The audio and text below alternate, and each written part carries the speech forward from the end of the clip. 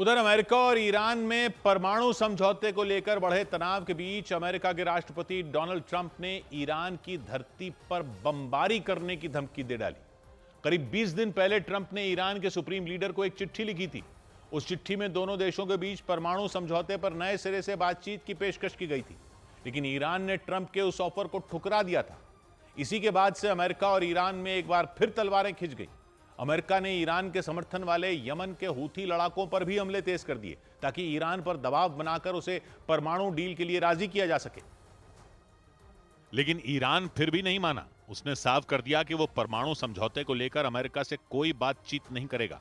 इसी बात से भड़के अमेरिकी राष्ट्रपति ट्रंप ने धमकी दी। उन्होंने दो टूक कह दिया कि अगर न्यूक्लियर डील को लेकर ईरान किसी समझौते पर नहीं पहुंचा तो अमेरिका उस पर बमों की बारिश कर देगा। ट्रंप ने चेतावनी दी कि उनकी फौज ऐसे भयंकर हमले करेगी कि ईरान ने सपने में भी नहीं सोचा होगा।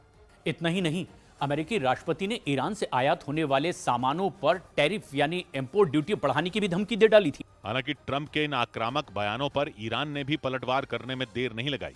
ईरान के supreme leader Ayatollah Ali Khamenei ने धमकाते हुए कहा कि अगर किसी ने उनके देश पर हमला करने की गलती की तो उसे इसकी भारी कीमत चुकानी होगी। उनके मुताबिक ईरान की सेना दुश्मन के हर खतरे से निपटने के लिए तैयार बैठी है।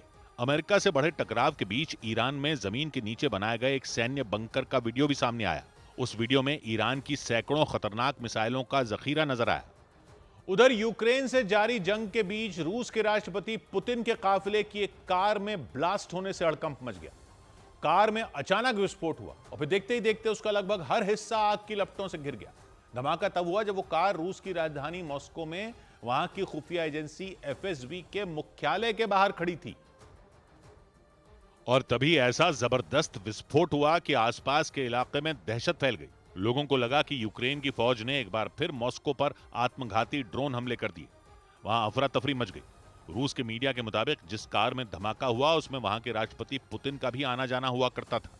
हालांकि गनीमत यह रही कि ब्लास्ट के वक्त पुतिन उस कार में मौजूद नहीं थे।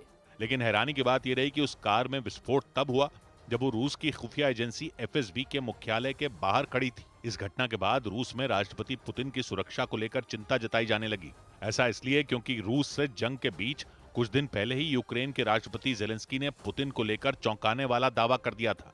जेलेंस्की ने कहा था कि जल्द ही पुतिन की मौत हो जाएगी और फिर सब कुछ ठीक हो जाएगा। यही वजह रही कि पुतिन के काफिले की गाड़ी में हुए धमाके के पीछे उनकी हत्या करने की साजिश की भी आशंका जताई गई। इसीलिए रूस के अधिकारियों ने इस घटना की हर एंगल से जांच शुरू कर दी।